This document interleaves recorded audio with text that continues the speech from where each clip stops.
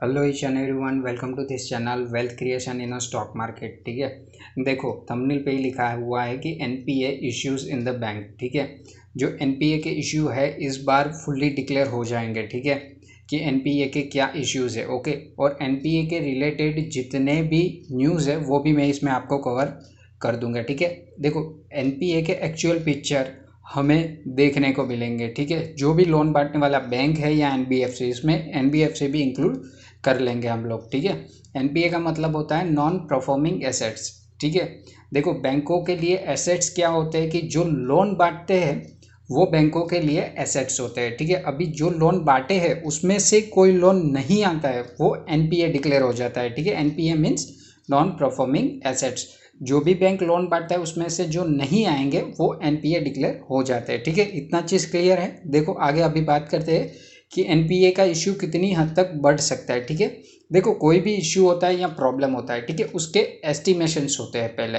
ठीक है, तो हम एस्टिमेशंस भी देख लेंगे कि क्या एक्सपेक्ट कर ले। ठीक है, बड़े बड़े एनालिस्ट क्या एक्सपेक्ट कर रहे हैं कि एनपीए बैंक्स के कितने हद तक बढ़ेंगे। ठीक है, वो एक बार चेक कर लेते हैं और इसका सॉल्यूशन क्या है वो भी देख लेंगे। ओके, देखो यहाँ पर न्यूज़ भी है। ठीक है, देखो कब की न्यूज़ है ये, 5 अप्रैल 2021 की न्यूज़ है। ठीक है, थोड़ी सी पुरानी है लेकिन रिलेट तो करेगी। ठीक है, अभी भी सारे बैंक्स के नंबर्स नहीं आए हुए हैं। ठीक है, नाउ देखो क्या है news. Gross NPAs of banks may rise to 9.6 to 9.7% by March end report है। ठीक है, देखो यहाँ पे क्या है, मे राइज हो सकते हैं राइज। ठीक है, ये एक एक्सपेक्टेशंस है कि इतने एमपीए इंक्रीज हो सकते हैं। ठीक है, यहाँ पे कोई गारंटी नहीं है, सिर्फ कहा है कि 9.6 to 9.7% राइज हो सकते हैं। ठीक है, बड़े बड़े एनालिस्ट होते हैं वो एस्टिमेशंस लगाते हैं। ठीक है, तो ये हो गई है न्यूज़। ठीक है, आगे बात करते हैं चलो अभी। नाउ देखो यहाँ पर एनपीए की बात हो रही है। ठीक है, देखो एनपीए जो है वो किसी एक बैंक के नहीं बढ़ने वाले हैं। ठीक है, देखो जो भी समझा रहा हूँ ध्यान से सुनना, सब कुछ पता चल जाएगा। ठीक है, देखो जो एनपीए है वो किसी एक बैंक के नहीं बढ़ने वाले हैं। ठीक है, सारी बैंकों के लिए ये इश्यू रहने वाला है। ठीक है, तो सिर्फ ये इंटरनली इश्यू नहीं है, सारे सेक्टर जो है, ठीक है, बैंकिंग सेक्टर है उसके लिए ये एनपीए का इश्यू है। ठीक है, तो इसे हम एक्सटर्नल इश्यू गिनेंगे। ठीक है, सो सारे बैंकों के एनपीए राइज होने वाले, इसका मतलब सॉल्यूशन ये नहीं होता कि हम सारे बैंकों को बेच के निकल जाए, नहीं, ये सॉल्यूशन नहीं होता है। ठीक है, एनपीए बढ़ेंगे। ठीक है, ये प्रॉब्लम है, ये इश्यू है, बट इससे रिलेटेड हमें पैनिक क्रिएट नहीं करना है। ठीक है, देखो एनपीए बढ़ रहे हैं जो अच्छी बात बिल्कुल भी नहीं होती है। ठीक है, बैंक के लिए कोई भी अच्छी बात नहीं होती है एनपीए बढ़ना।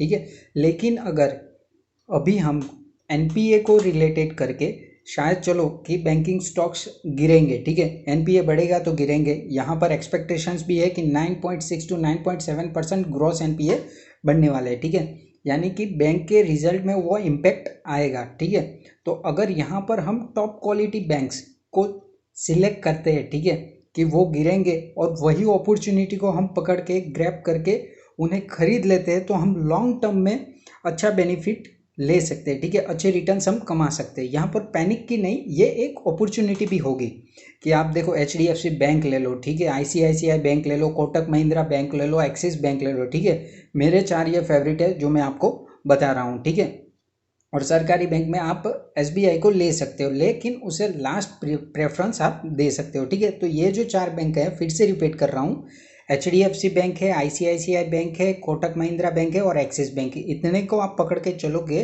बाई ऑन डिप्स करोगे, जैसे जैसे गिरते हैं वैसे थोड़े थोड़े करके आप एक्यूमुलेट कर सकते हो, लेकिन सबसे ज़्यादा एक्यूमुलेट आप करो एचडीएफसी बैंक को। ठीक है, टॉप क्वालिटी बैंक है। तो ये एनपीए के इश्यू सिर्फ एक बैंक के नहीं है, सारे बैंक के, यानी कि एक्सटर्नल इश्यू है। ठीक है, देखो कोविड में मार्केट कितना ज़्यादा क्रैश हुआ था। ठीक है, लेकिन यहाँ पर देखो अभी हम बाउंस बैक कर चुके हैं। ठीक है, हमारा मार्केट अभी टॉप पे बैठा हुआ है। ठीक है, टॉप से थोड़ा ही डाउन है मोरलेस। ठीक है, नाउ देखो हम एनबीएफसी की बात करने वाले हैं। ठीक है, यहाँ पर मैंने बजाज फाइनेंस को लिया हुआ है। ठीक है, एनबीएफसी में। ओके, देखो बजाज फाइनेंस अभी कितना चल रहा है, 4878 चल रहा है। ठीक है, और काफ़ी अच्छी गिरावट थी, 3.01% की गिरावट है। ठीक है, तो ये भी जो बजाज फाइनेंस है वो भी एक लोन बांटने वाली कंपनी ही है। ठीक है, तो इनमें भी एनपीए रहेंगे। ओके, ठीक है, बट देखो यहाँ पर 52 वीक हाई आप देख सकते हो कि कितना है, सॉरी एक सेकंड, 52 वीक हाई देख लो, 5826 22.20, ठीक है। देखो बजाज फाइनेंस NBFC में काफ़ी मार्केट लीडर है, ठीक है। ये भी एक मार्केट लीडर कंपनी ही है। देखो यहाँ पे देखो कोविड का इम्पैक्ट था, ठीक है। आप बोल सकते हो कि बजाज फाइनेंस 2000 से नीचे की ओर गया था, ठीक है।